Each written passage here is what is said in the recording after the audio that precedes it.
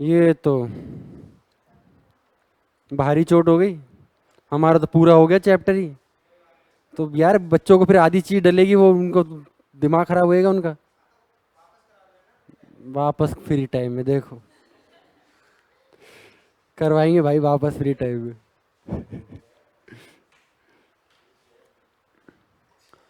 ठीक है, बना लिया, लिख लिया। अब मैंने 6-7 लिखा है, तुम तो पूरा लिख लेना। छोटा नागपुर और मेघालय पठार, बीच में मालवा भ्रंश।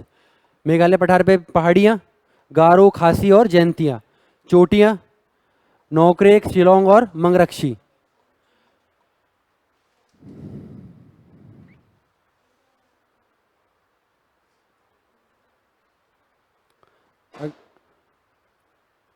लिखो खासी पहाड़ियों में। रुक जाओ एक सेकंड, कोई लिख रहा है।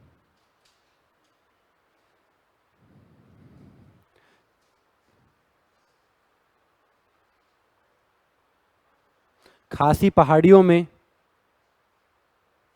मोहसिन राम,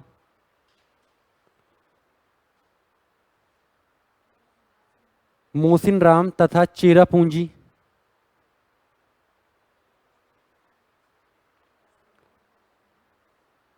चेरापूंजी नामक स्थान स्थित हैं, जहां, हाँ तुम पहले लिख लो फिर। ये इसका मुझे आइडिया नहीं है, पर विश्व में सर्वाधिक वार्षिक औसत वर्षा प्राप्त होती है। लिखो, ये दोनों जगह हैं, मोहसिन राम तथा चेरापूंजी नामक स्थान हैं, जहां विश्व की सर्वाधिक वार्षिक औसत वर्षा प्राप्त होती है। जहां विश्व की सर्वाधिक वार्षिक औसत वर्षा प्राप्त होती है। हाँ, लिखो, अयस्क लिखो इसमें। वो अयस्क क्या, खनिज लिखो। खनिज, लौह अयस्क, कोयला, यूरेनियम। यूरेनियम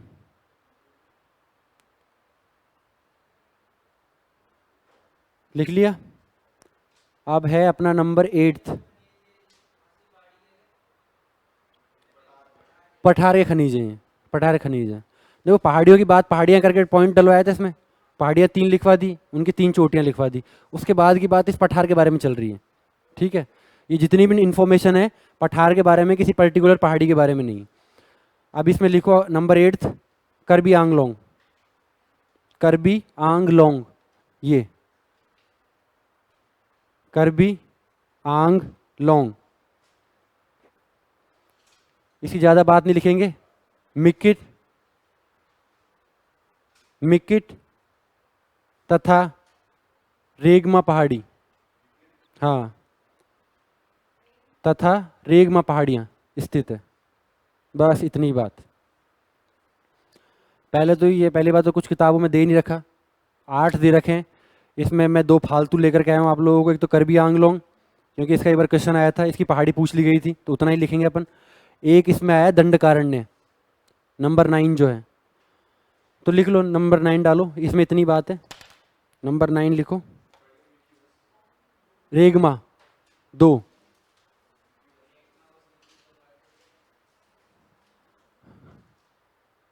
अगला लिखो, कौन सा है, दंडकारण्य। इसमें लिखो राज्य लिख लो पहले तो। उड़ीसा, छत्तीसगढ़, तेलंगाना, आंध्र प्रदेश में विस्तृत। उड़ीसा, तेलंगाना, आंध्र प्रदेश में विस्तृत। प्रमुख खाने लिखो इसकी, ढल्ली, राजहरा। प्रमुख खान, ढल्ली, राजहरा। हाँ, एक ही है, ढल्ली राजहरा। ढल्ली, राजहरा, बेला डीला लोहे एस्क, बेला डीला, ओ सॉरी बेला डीला तो सर्वोच्च चोटी है, इसकी ढली राजहराई लिख लो, ठीक है, काट दो उसको, लिखो सर्वोच्च चोटी बेला डीला।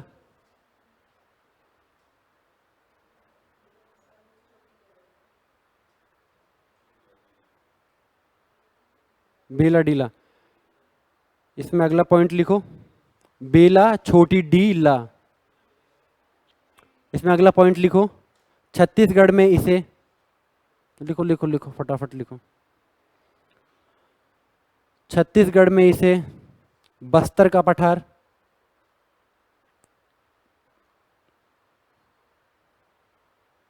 तथा उड़ीसा में इसे काला हांडी का पठार कहते हैं।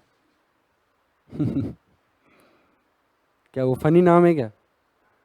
काला हांडी, ठीक है। इसमें आपने लिखा था वो ढली राजहरा लिखा था, उसमें खान किसकी है? लोएस्क, उसके लिख लेना ब्रैकेट में, कुछ बच्चों ने नहीं लिखा, वो लिख लो ढली राजहरा के ब्रैकेट में लोह अयस्क। उड़ीसा में क्या कहते हैं इसको? काला हांडी का पठार। काला हांडी में क्या पाया जाता है? बॉक्साइट पाया जाता है, ठीक है। तो लिखो काला हांडी पठार में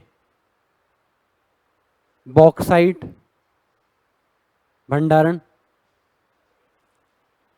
काला हांडी पठार में बॉक्साइट भंडारण, और बॉक्साइट लिखा, भंडारण लिखा, उसके नीचे एरो बना के लिख लो जिले, कौन कौन से जिले में पाया जाता है बॉक्साइट भी।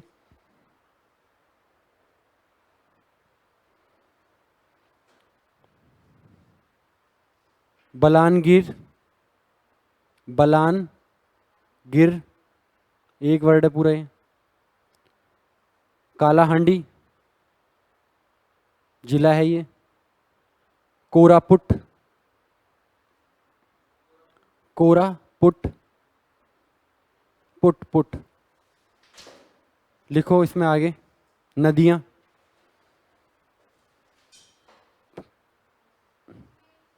नदियां इसी में ये बच्चों, नदियां, नदियां को तो एक फिर अलग चैप्टर हो जाएगा। लिखो नदियां, इंद्रावती, सबरी, मिलेरू, इंद्रावती, सबरी, मिलेरू, इंद्रावती, सबरी, मिलेरू। इसका डायग्राम बना लें एक छोटा सा।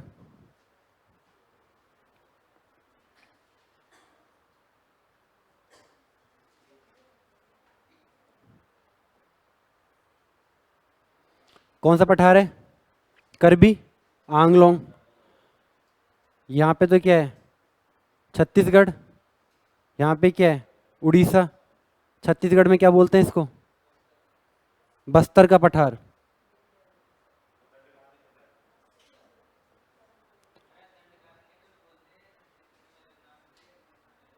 फिर से सुनो, पठार पूरा कौन सा है ये? दंडकारण्य पठार। इसको उड़ीसा में क्या बोलते हैं? ओ सॉरी, उड़ीसा क्या, छत्तीसगढ़ में क्या बोलते हैं? बस्तर का पठार। उड़ीसा में क्या बोलते हैं? काला हांडी, इसमें जिला भी है, ठीक है। इसमें से इधर से तो कौन सी नदी बह रही है?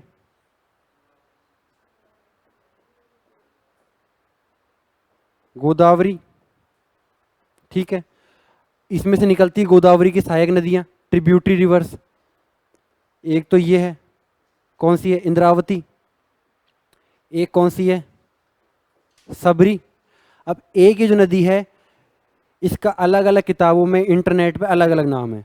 एक जगह मैंने नाम पढ़ा है मिलेरू, एक नाम है सिलेरू, और एक नाम है मनेर। क्या नाम है? मनेर, ठीक है। तो अपन इसको याद रखते हैं क्या? सिलेरू या मिलेरू, मिलेरू याद रख लेते हैं। तो ये तो कौन सी हो गई? मिलेरू। ये हो गई सबरी, और ये हो गई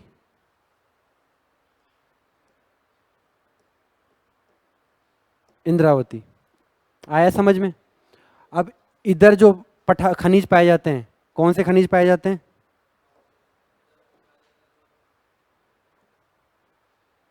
ठीक है, इधर तो पाया जाता है लोहा अयस्क, लोह अयस्क। कहाँ पाया जाता है? ढल्ली, राजहरा। इधर क्या पाया जाता है?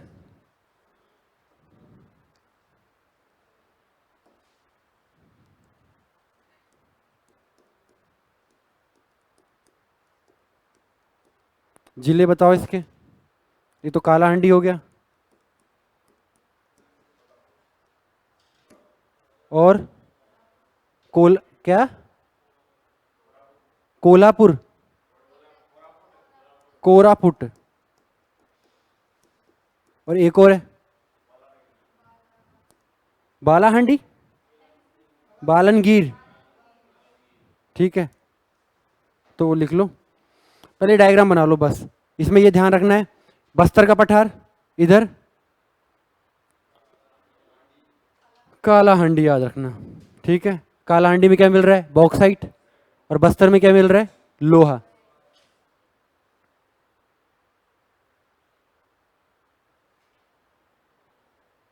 अब इतनी सारी बातें लिख लो, या सिर्फ ये डायग्राम 2 बार बना के याद कर लो, तो ये ज़्यादा इजी लगता है मेरे को। मेरे को तो कुछ इजी नहीं लगता। खैर, तुम लोगों को लगता होगा पढ़ने के बाद तुम लोग ही भूल जाते हो। ऐसा तुम्हारे साथ ही नहीं होता, सबके साथ होता है। मेरे साथ भी होता है। मैं ये चीज़ें 5 बार 6 6 बार ही पढ़ लेता हूँ ना। अब जैसे कि अपन ने परसों क्या पढ़ा था? हिमालय पढ़ा था 2 3 दिन पहले। हिमालय पढ़ा था, हिमालय की कुछ बातें मैं भूल चुका हूँ।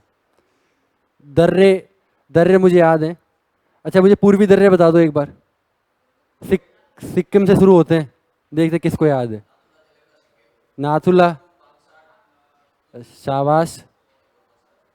यांगयाप, और दीफू। क्रम से बोलना है, क्रम से।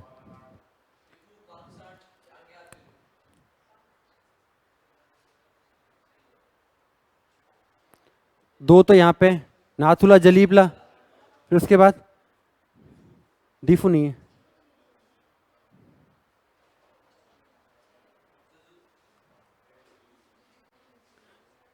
नाथुला, जलीबला, बोमडीला, इसके बाद यांगयाप, दीफू, पांगसांग, दीफू, पांगसांग, यांगयाप, तुजू। दीफू यहीं पे आएगा ऊपर पहले। ठीक है, तो ऐसे हैं। ठीक है, ये हो गया, ये डायग्राम बना लिया। अब इसमें इतनी बातें बहुत हैं। अगला कौन सा है? दक्कन, दक्कन प्लेट्यू। अगली हेडिंग डालो, दक्कन का पठार।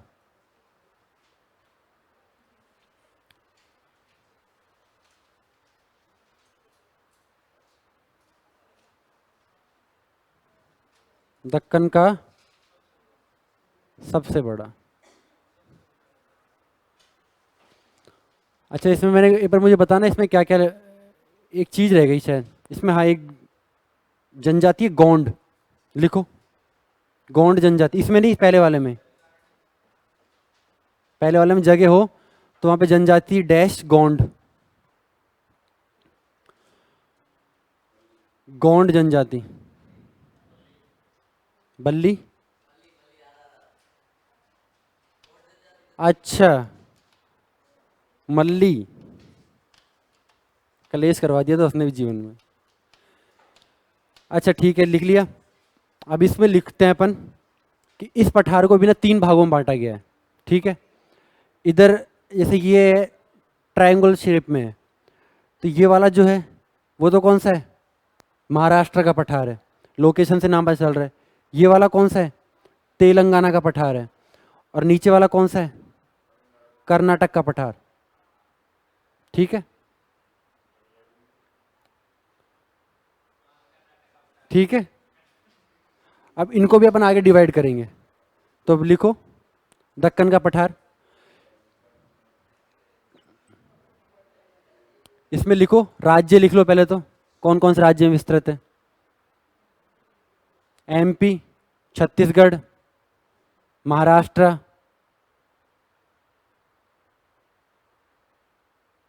एमपी, छत्तीसगढ़, महाराष्ट्र,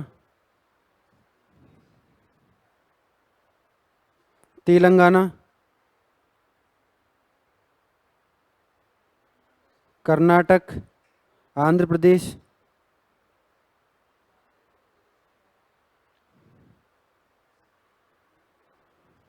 केरल। कितने? 8 राज्य हो गए। और कौन सा रह गया? उड़ीसा। उड़ीसा रह गया, उड़ीसा लिख लो। तमिलनाडु है ही। देखो सारे दक्षिण भारत के सब आ जाएंगे। इधर थोड़ा सा अपन पूर्व में चलेंगे तो उड़ीसा और आंध्र प्रदेश भी आ जाएंगे। इधर की तरफ पश्चिम में बात करेंगे तो महाराष्ट्र आ जाएगा, उड़ीसा, तमिलनाडु भी आएगा, ऑफ कोर्स आएगा। हाँ,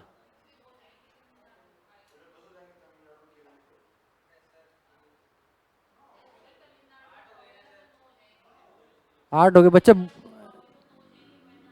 और 8 कौन कौन से लिखे जरा आप बताओगे मुझे?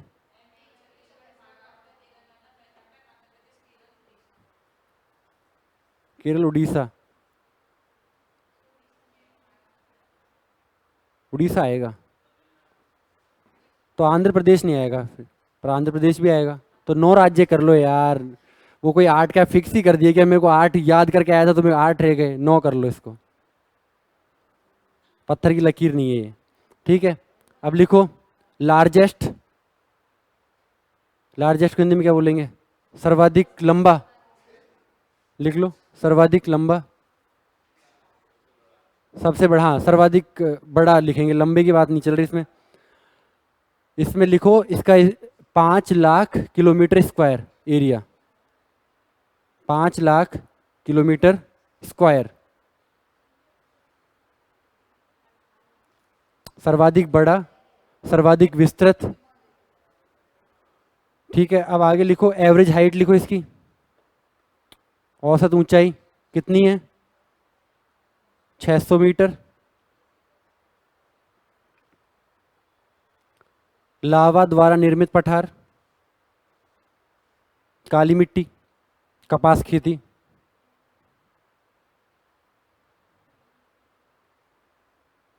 लावा द्वारा निर्मित पठार, काली मिट्टी, कपास खेती।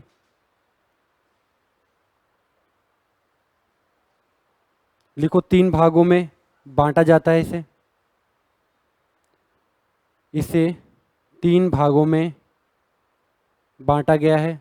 क्या क्या बताया? महाराष्ट्र का पठार, तेलंगाना का पठार और नीचे कर्नाटक का पठार। लिख लो 3 भागों में बांटा गया है। महाराष्ट्र का पठार,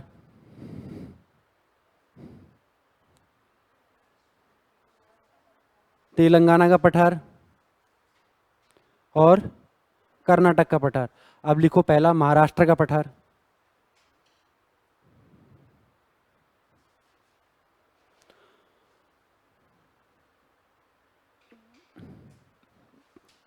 इसमें लिख लो काली मृदा संपन्न क्षेत्र।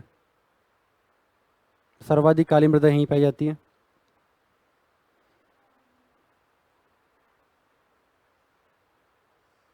काली मृदा संपन्न क्षेत्र। ठीक है, नदियां लिखो।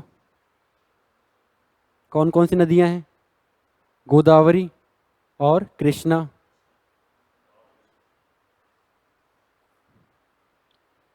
नंबर 2 लिखो तेलंगाना का पठार।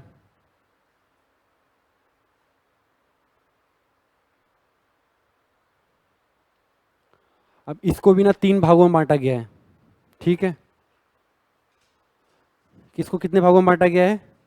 3 भागों में बांटा गया है।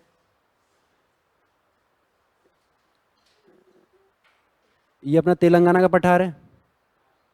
इसका जो ऊपरी पार्ट है इसको तो तेलंगाना का ही पठार बोलते हैं। नीचे वाले को बोलते हैं रायलसीमा। क्या बोलते हैं? इस पूरी पूर्वी वाले को क्या बोलते हैं? सीमांध्रा। क्या बोलते हैं? सीमांध्रा। और इसको तेलंगाना। तो ये तो हो गया नॉर्थ, साउथ, ईस्ट। बना लो, लिख लो।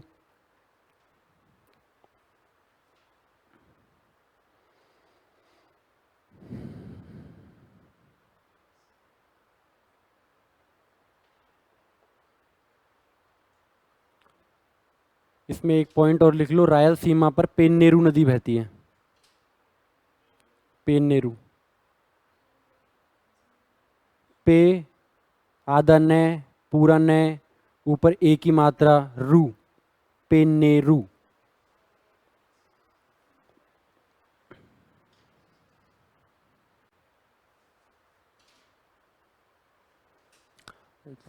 तुम लोगों का आईपीएल तो खत्म हो गया, अब कैसे टाइम पास होता है?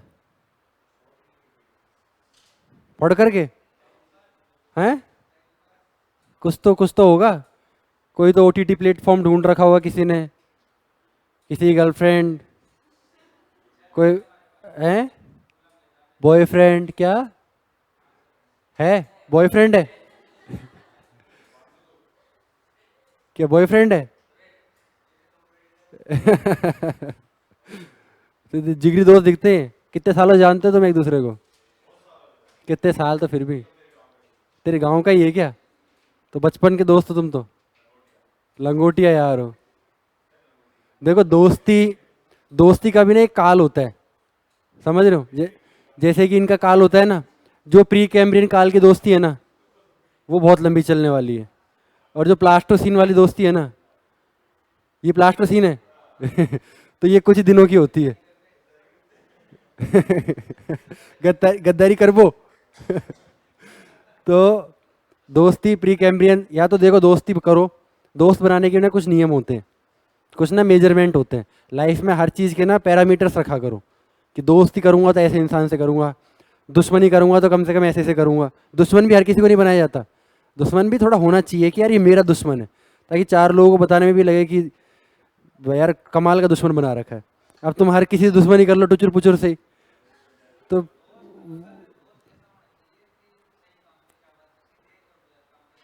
थप्पड़ कितने थप्पड़ खाता है तू दिन के? बहुत थप्पड़ खाता है। और तुम लोगों को मैंने एक एक्टिविटी करने के लिए कहा था, शुरू करी क्या? कौन यही कर रहा है? तुम दोनों ही कर रहे हो। और तुम भैया, आप तो साइलेंट किलर हो रखे हो, बिल्कुल कुछ बोलते नहीं हो। एक बार ही किया था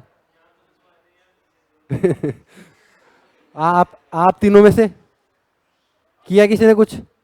नहीं किया? आप तीनों में से? बेटा कब करोगे? ऐसा ही बनना है, नहीं बनना? बनना है ना? फिजिकल फिटनेस चाहिए होती है उसमें। हाँ, नहीं करते? हाँ तो वही तो मैं कह रहा हूँ, फिजिकल फिटनेस चाहिए, मसल मास चाहिए, तो वो एक रात में तो बिल्ड होने से रहा। तो ये इसमें टाइम लगता है ना, ये चीज़ें टाइम लेती हैं। तो तुम सोचो कि मैं रातों रात खड़ा कर दूंगा ताजमहल, तो नहीं होगा। तो आज से थोड़ा थोड़ा 10-10 15 मिनट एक एक ईंट उठा करके जमाते जाओगे ना, तब जा करके वो चीज़ तैयार होगी। कोई भी काम करने के लिए क्या चाहिए होता है? पहले तो मटेरियल चाहिए होता है ना, रॉ मटेरियल। तो रॉ मटेरियल यही है जो मैं तुम लोगों को बताता हूँ, वो करोगे, उसके बाद इसमें आगे इम्प्रूवमेंट हो पाएगा। तुम लोग मूवी देखते हो नहीं देखते हो? नहीं देखते हो? देख भोजपुरी तो सब देखते हो?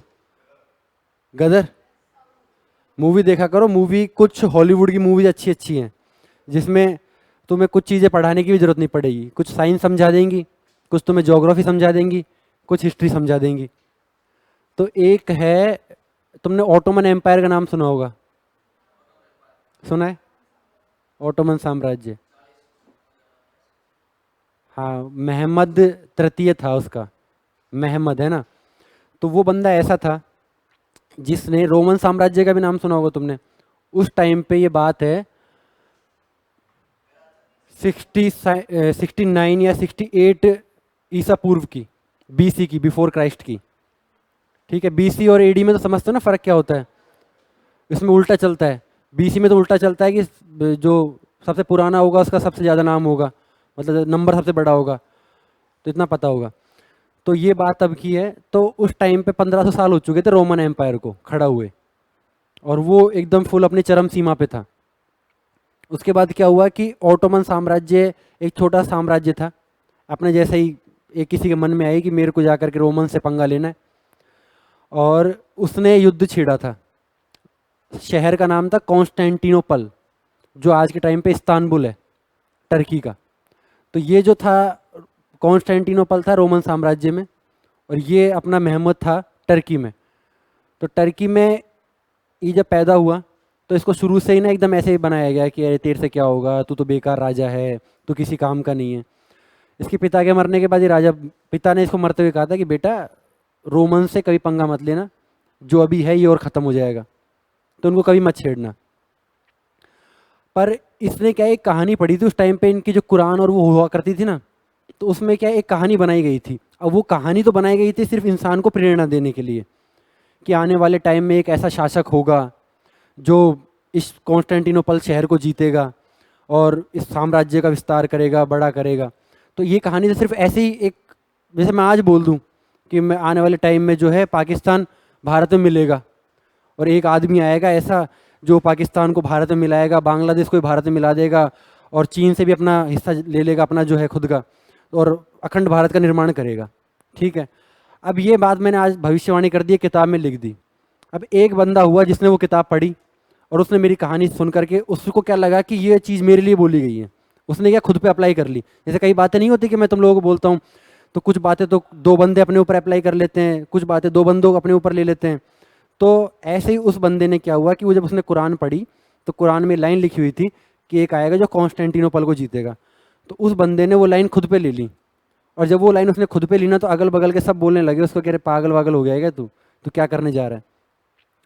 उस बंदे ने अब तक का विश्व का सबसे बड़ा जो तोप का हमला हुआ है वो उसने किया।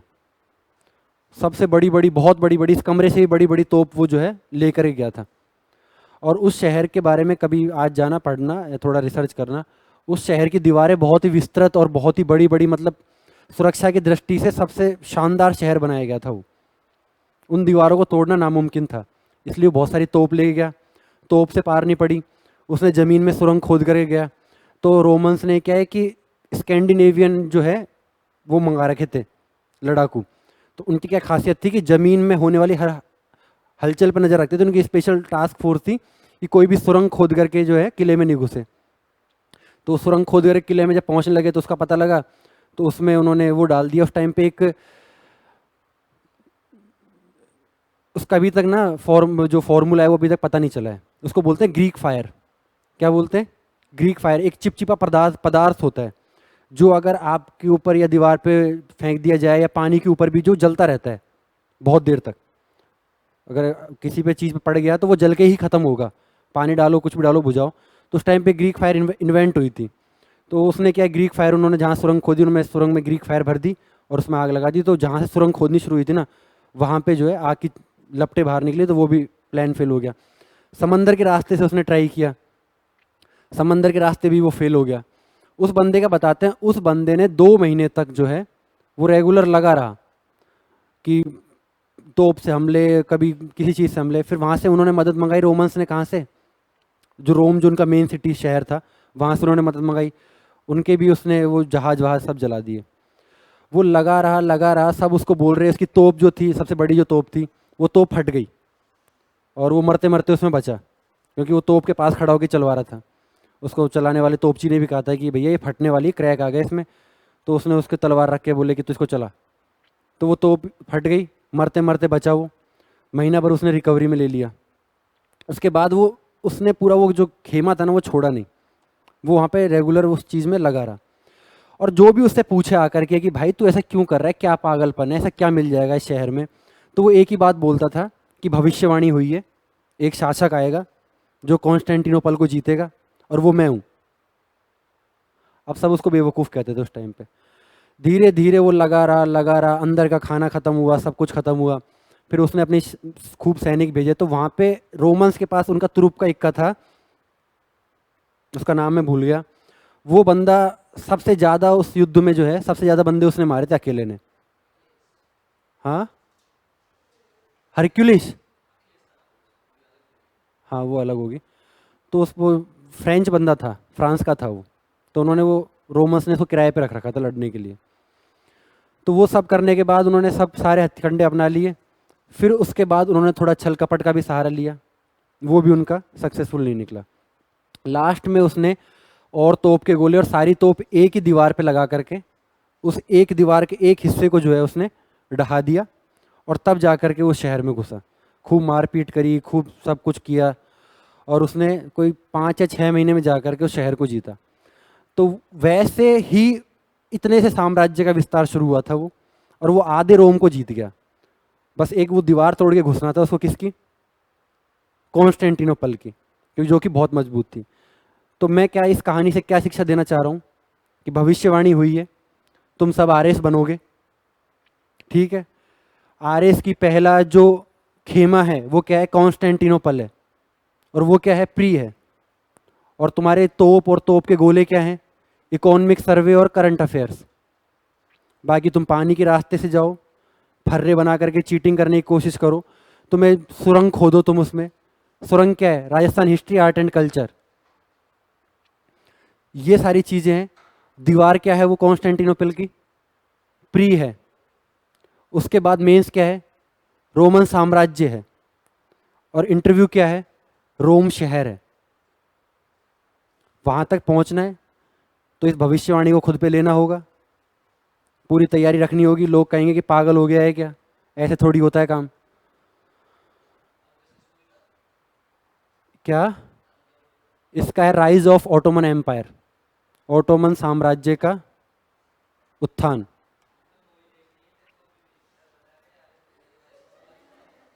मूवी देखा करो। देखो मूवी देखने में कोई हर्ज नहीं है, दिन के अगर 7 घंटे पढ़ लिए ना, तो तुम दुनिया के सारे बुरे काम करो, सारे अच्छे काम करो। समझ रहे हो? 7 घंटे निकालो, और तुम्हें लगता है कि मेरे से बाद में नहीं निकलेंगे, तो सुबह उठते ही निकालो 7 घंटे। एक बार 7 घंटे निकल गए, उसके बाद पूरे टाइम तुम्हारे बर्बाद करने का है। ढंग से करो, अच्छे से, जिस जिस काम को तुम्हें इंटरेस्ट आता है, पर 7 घंटे जरूरी है। तो हो गई, बहुत बातें हो गई। हाँ, क्या क्या लिखा लास्ट बताओ मुझे। पेन्नेरू, पेन्नेरू नदी।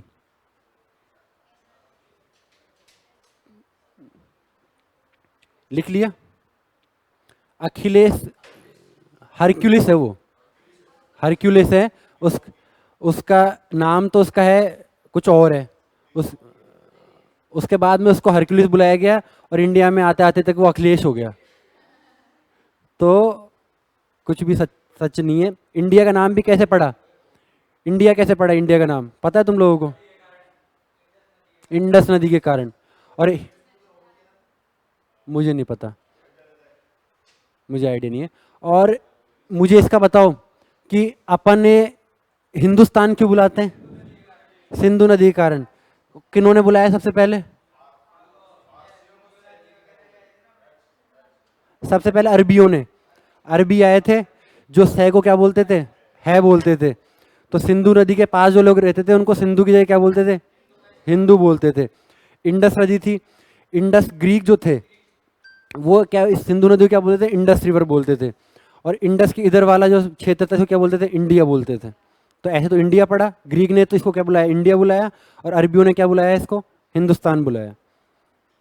बहुत पुराना क्वेश्चन है, यूपीएससी में भी 2 बार आया ये, पर ठीक है अब नहीं आएगा ये। अब वो चीज़ें कभी नहीं आएंगी जिसको देख करके तुम्हें लगता है ना कि मैंने सुना हुआ है, ये मैंने पहले पढ़ा हुआ है, वो कोई नहीं पूछने वाला। जो लगता है ना कि नया है वही आएगा। और बच्चों इकोनॉमिक सर्वे की ना, प्लीज़ तुम लोगों से मैं फिर कह रहा हूँ, 20 क्वेश्चन आते हैं। सूखा सूखा सूखा सूखा जो है 20 क्वेश्चन बिल्कुल एकदम डाटा वाइज आएंगे। वो कहीं से बाहर से कोई आउट ऑफ कोर्स नहीं है, इसमें कुछ भी नहीं है। जो राजस्थान सरकार जो है अपना बजट जो बनाती है उसका इकोनॉमिक सर्वे पढ़ना है। 20 क्वेश्चन तुम्हारे फिक्स हैं। 20 क्वेश्चन तुम्हारे करंट अफेयर्स में से हैं। 20 क्वेश्चन मैथ्स और रीजनिंग के हैं। तो कितने क्वेश्चन हो गए? 60 क्वेश्चन हो गए। 10 क्वेश्चन स्टेट पॉलिटी के हैं। 10 question history, art and culture के हैं। कितने हो गए?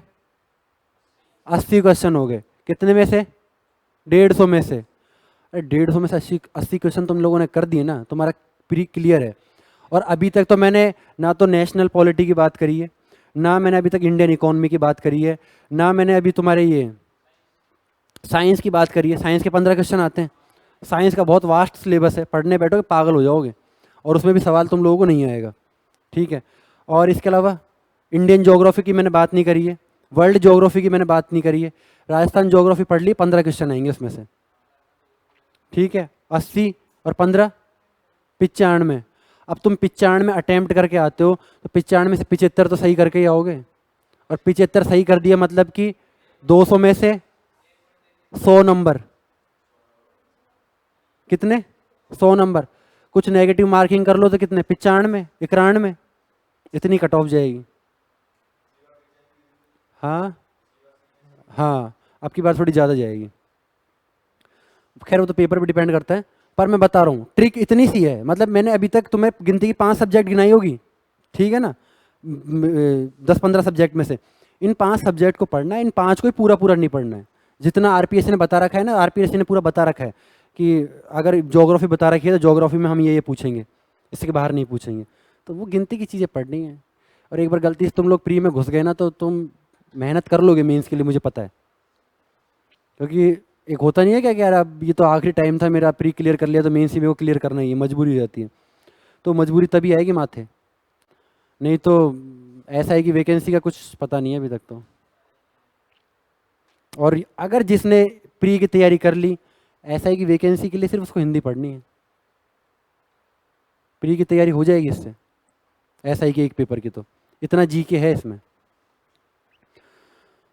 तो सारे काम हो जाएंगे। देखो राजस्थान जी के पढ़ लिया, सारी एग्जाम क्लियर हो जाएंगी।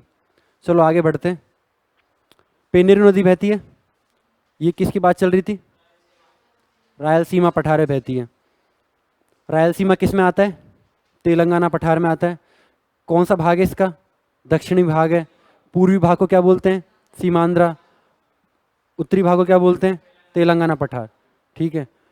और इसमें क्या बातें थी? नहीं, इसमें ही। चलो ठीक है, आगे लिखो, अभी मुझे याद भी नहीं आ रहा। अगला लिखो, कर्नाटक का पठार।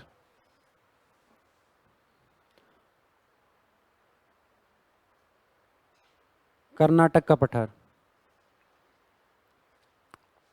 इसके भी नॉर्थ पार्ट को क्या बोलते हैं? बेंगलोर का पठार। और साउथ पार्ट को, उत्तरी भाग को बेंगलोर का पठार, और दक्षिणी भाग को मैसूर का पठार। लिख लो, उत्तरी भाग बेंगलोर पठार, दक्षिणी भाग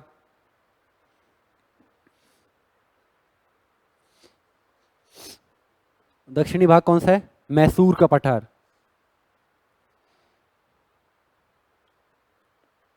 मैसूर से क्या याद आता है? दशहरा। और अरे पटाखे, होली। अब आगे राजा कौन सा याद आता है? टीपू सुल्तान। अंग्रेज याद आते हैं, अंग्रेजों ने शुरुआत यहीं से करी थी। सन कौन सा था?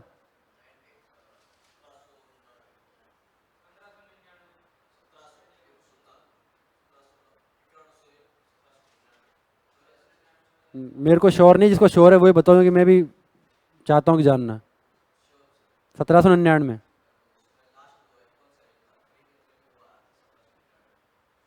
चलो बहुत अच्छा रहा था वो। इसमें लिखो आगे, बेंगलोर का पठार लिख लिया, और लिखो बेंगलोर के पठार पर तुंगभद्रा नदी बहती है। बेंगलोर के पठार पर तुंगभद्रा नदी बहती है। तुंगभद्रा नदी बहती है। तथा मैसूर के पठार पर कौन सी नदी बहती है? कावेरी। तथा मैसूर के पठार पर कावेरी नदी बहती है।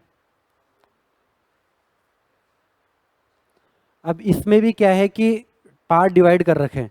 ये जो पठार है कर्नाटक का,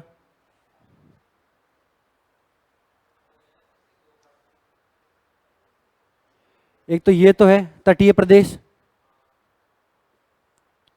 ये है मलनाद, मलनाद का मतलब समझते क्या होता है?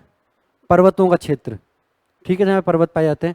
और ये वाला जो है मैदानी क्षेत्र है, तो ये उत्तर मैदान और ये दक्षिणी मैदान। मलनाद तटीय, ठीक है, ये बना लो इसमें।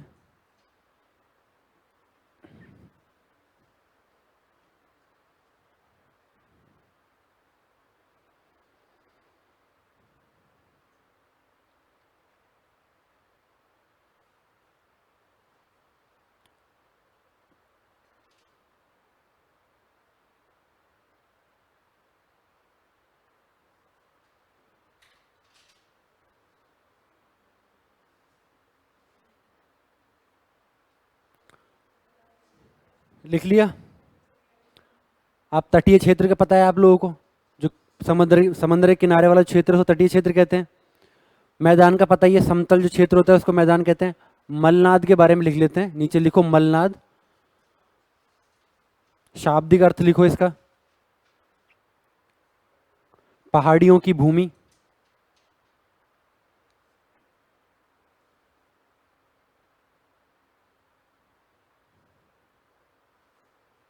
कर्नाटक के पश्चिमी घाट को,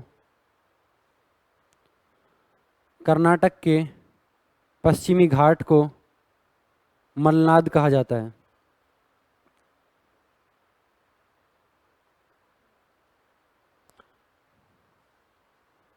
लिखो प्रमुख पहाड़ियां मलनाद में, प्रमुख चोटियां करो, पहाड़ियों का तो क्षेत्र है ही, प्रमुख चोटियां। मुलायनागिरी, मुलायनागिरी, मुलायनागिरी, कुद्रेमुख, कुद्रे कुद्रेमुख और कलहट्टागिरी और कलहट्टागिरी। तो बच्चों ये आपका हो गया प्रायद्वीपीय पठार पूरा, ठीक है। अब शुरू में जो रह गए उसका रिवीजन कर लेते हैं अपन एक बार।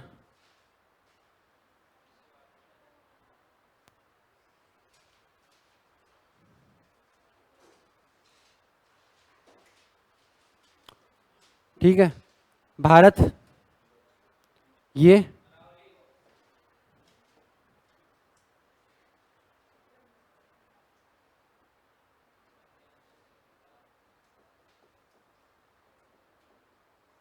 कौन सी पर्वतमाला है? अरावली, ये वाली विंध्याचल और ये सतपुड़ा।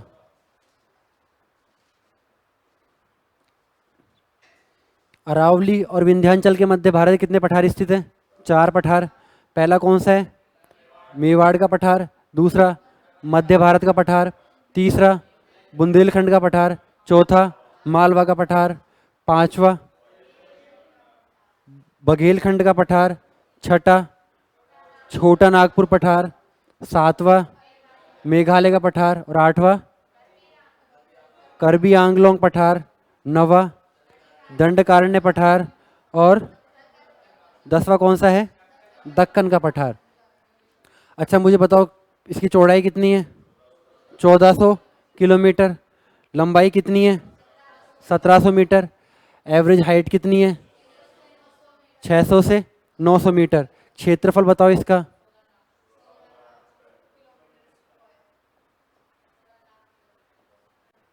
ठीक है, सबसे बड़ा क्षेत्र है इसका। इसके बाद बीच में कौन सा आता है? नीचे मैदान, कितना? 7 लाख। उससे कम हिमालय, कितना? 5 लाख।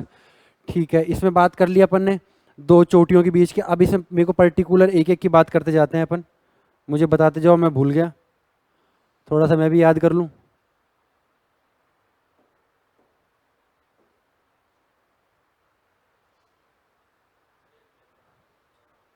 मैप दोबारा बनाऊं? दोबारा समझाओ मैप बना करके। अच्छा दोबारा बना देते हैं।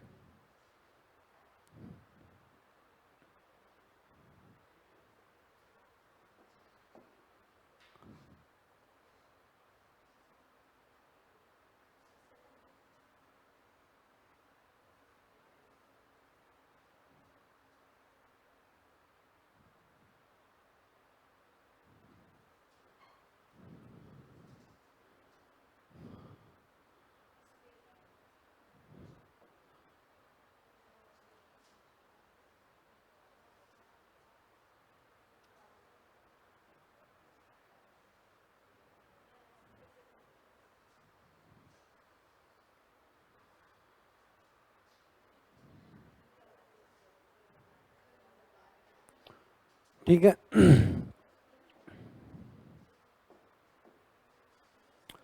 अब बात कर लेते हैं अपन यहाँ पे जो है अपना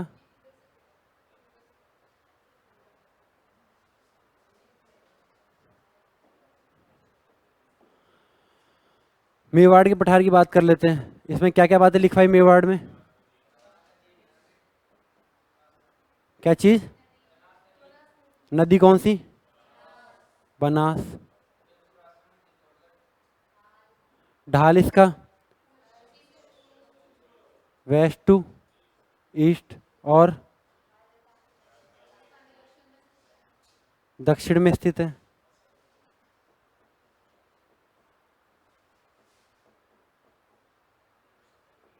और बस इतना ही था। नंबर 2,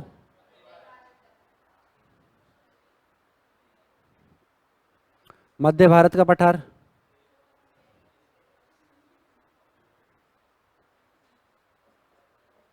मध्य भारत,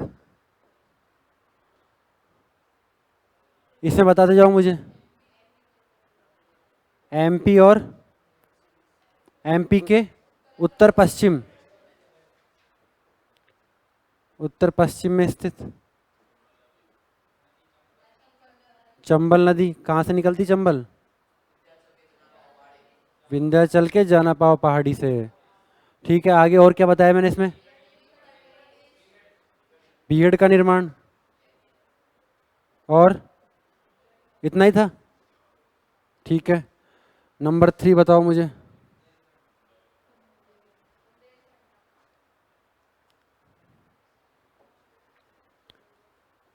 बुंदेलखंड।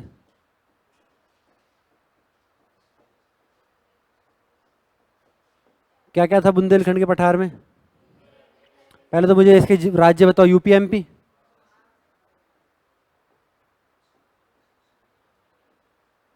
दूसरी बात, बेतवा और Ken river. Betwa and Ken river बहती है इसके ऊपर। ठीक है, और बताओ मुझे। विशाल जलप्रपात पाए जाते हैं। विशाल जलप्रपात और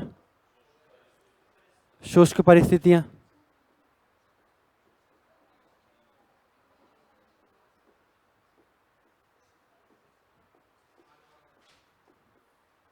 इतनी बातें थी। नंबर 4,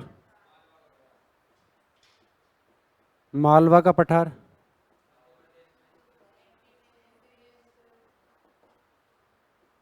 एमपी में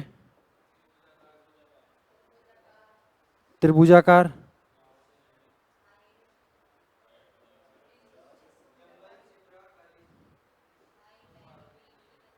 और क्या चीज? हाइट बताओ इसकी।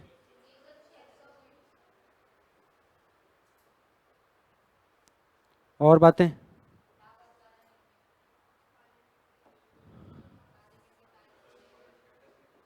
लावा निर्मित, काली मिट्टी। सिगार टॉप, सिंगार नहीं हो। काली मिट्टी और कपास खेती।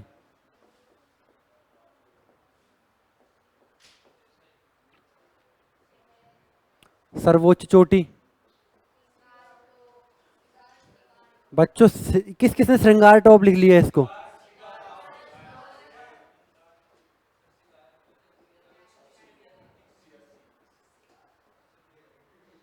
और इंदौर, भोपाल।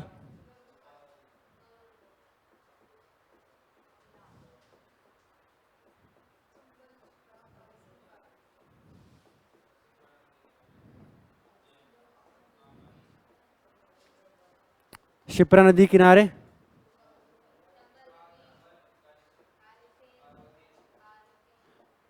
शिप्रा, काली सिंध।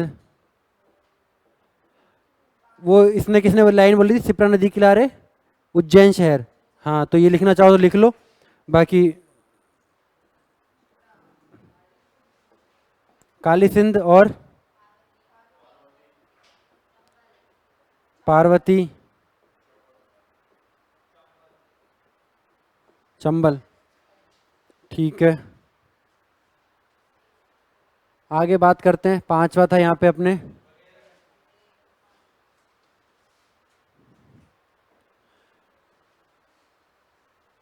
ये तो थी अपनी अरावली, विंध्याचल, सतपुड़ा।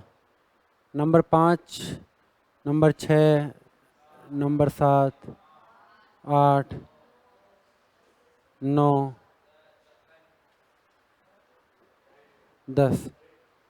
ठीक है, नंबर 5 क्या नाम है इसका?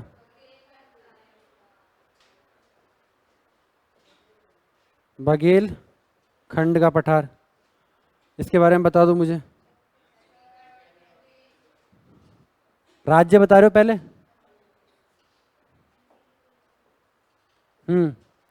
छत्तीसगढ़, एमपी और दो ही थे। अगली बात बताओ इसमें मुझे। दोनों पहाड़ियां आकर के विंध्याचल, विंध्याचल व सतपुड़ा मिलती हैं।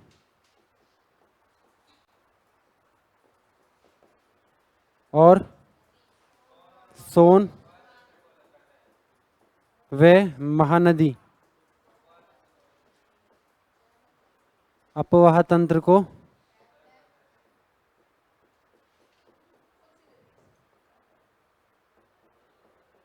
अलग करता है। और इसमें इतनी बातें लिखी थी अपन ने, इसमें कम बातें लिखी। चलो नंबर 6,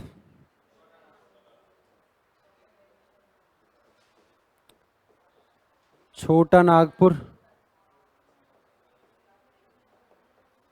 इसके बारे में बताओ। झारखंड, छत्तीसगढ़, बिहार और वेस्ट बंगाल और बताओ।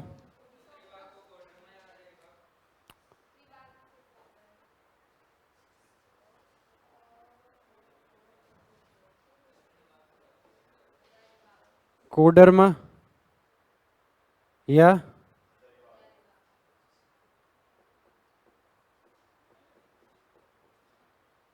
इस दक्षिणी भाग को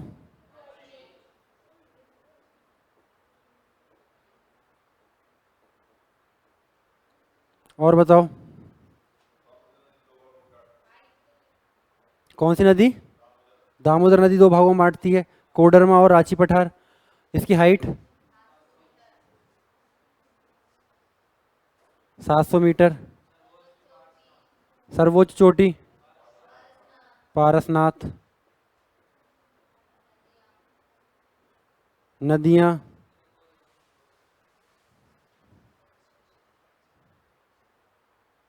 कौन कौन सी है? उत्तरी, दक्षिणी कोयल, दामोदर और स्वर्ण रेखा, बोकारो और कौन सी? बराकर, शंख। और इसमें क्या पढ़े थे? मिनरल्स किसका? रूर प्रदेश, भारत का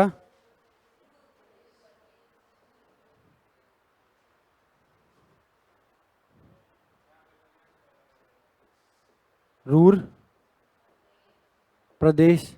ठीक है, और मिनरल्स, सर्वाधिक मिनरल्स पाए जाते हैं, बताओ कौन कौन से?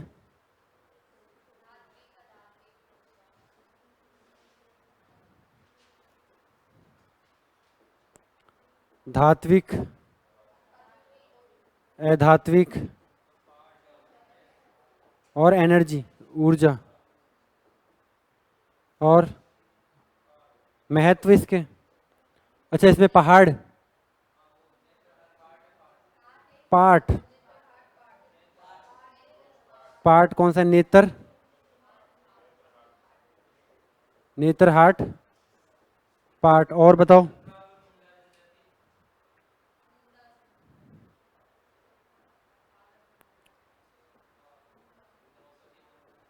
कौन कौन सी? और बताओ। इतनी बातें थी इसमें?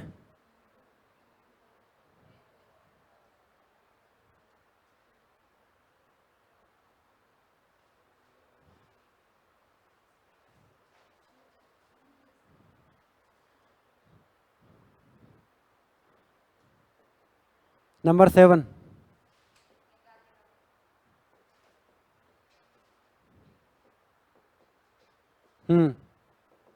बताओ।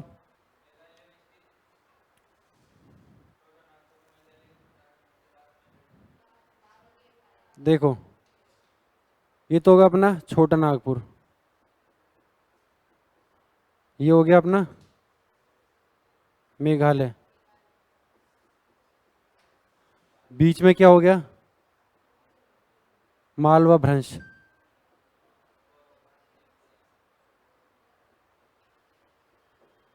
यहाँ पे कौन सी पहाड़ी? राजमहल। इन दोनों के बीच का गैप, यहाँ पे तो है गारो, खासी, जैंतिया। तो इन दोनों के बीच का जो गैप है, राजमहल गारो गैप।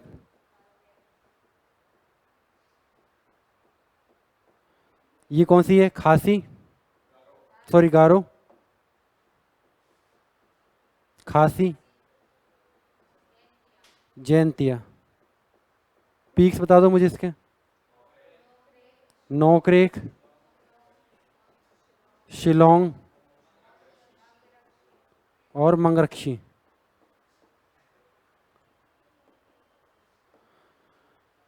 और क्या क्या बातें पड़ी इसमें? इतना ही था इसमें?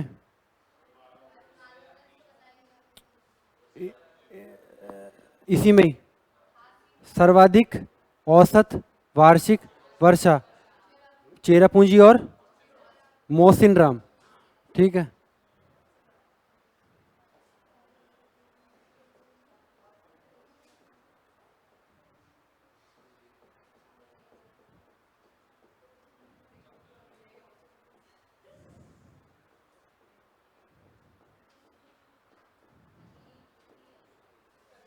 खनिज, खनिज लिखवाया इसमें? हाँ खनिज लिखवाया।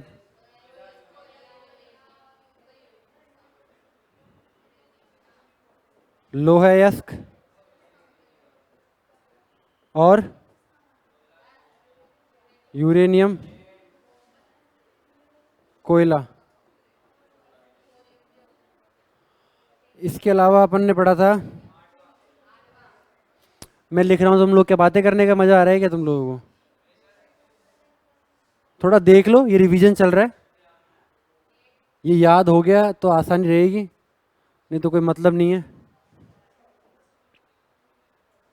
हाँ नंबर 8 कौन सा है? करबी आंगलोंग।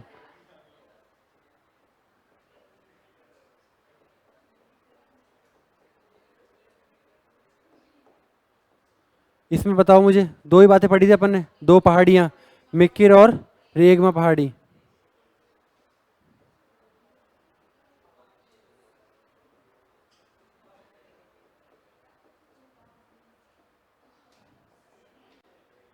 अच्छा, नवा बताओ मुझे।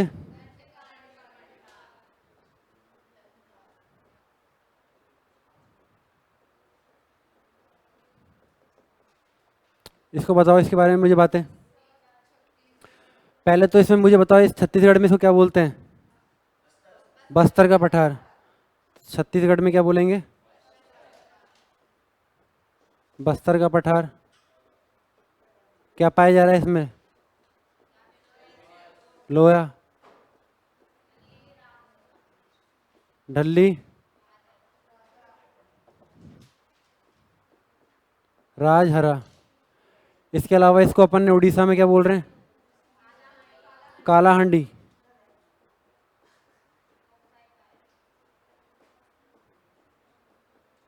क्या पाया जाता है? जिले बता दो मुझे इसके। काला हांडी और कोल्हापुर, कोरापुट, और एक और था,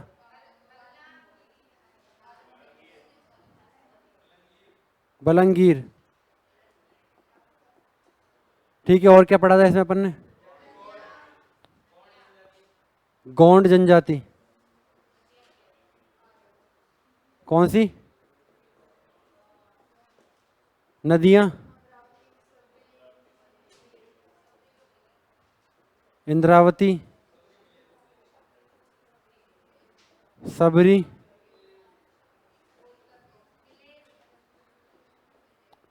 किसकी सहायक नदियां हैं तीनों? और क्या पढ़ा था इसमें?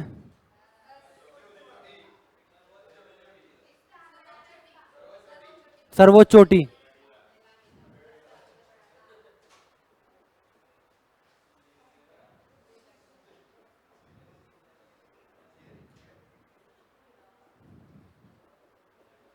बेला डीला। और क्या पढ़ा था?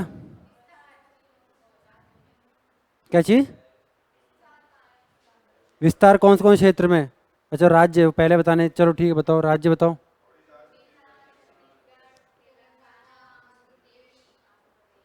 तेलंगाना, आंध्र प्रदेश। ठीक है, अब आखिरी कौन सा बच रहा है अपना?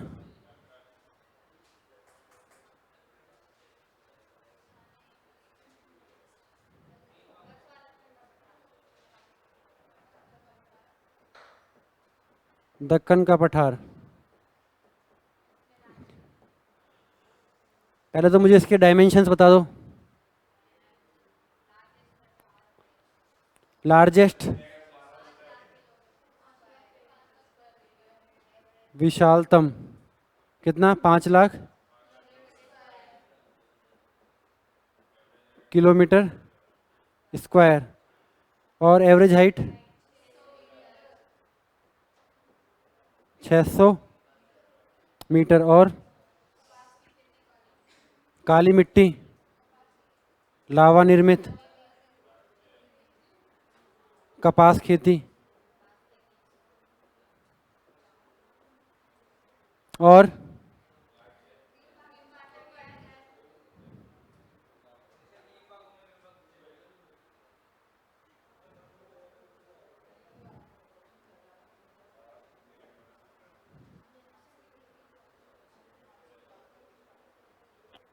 तीन भागों में। पहला तो कौन सा है? दूसरा? और तीसरा? तेलंगाना को भी? ऊपर वाले को? नीचे वाले को? रायलसीमा। और नीचे वाले को? सीमांध्रा। नीचे वाले को क्या? ईस्ट वाले को? ठीक है, तो ये तो अपना है नॉर्थ में, ये अपना साउथ में, और ये है अपना ईस्ट में। कर्नाटक वाले को दो भागों में बांटा गया है। कौन कौन से में?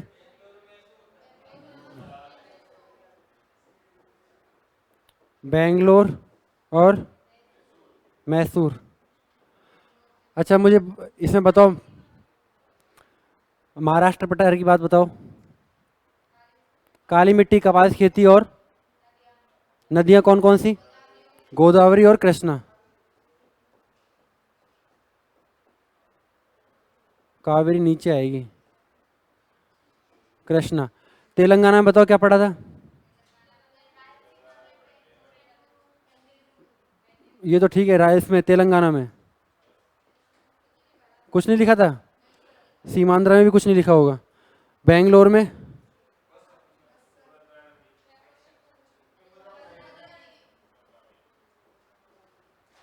तुंगभद्रा। और इसमें कावेरी। और क्या पढ़ा था अपन ने? मलनाद पढ़ा था। मलनाद क्या होता है? पर्वतों की भूमि। ठीक है, तो बच्चों ये जो है,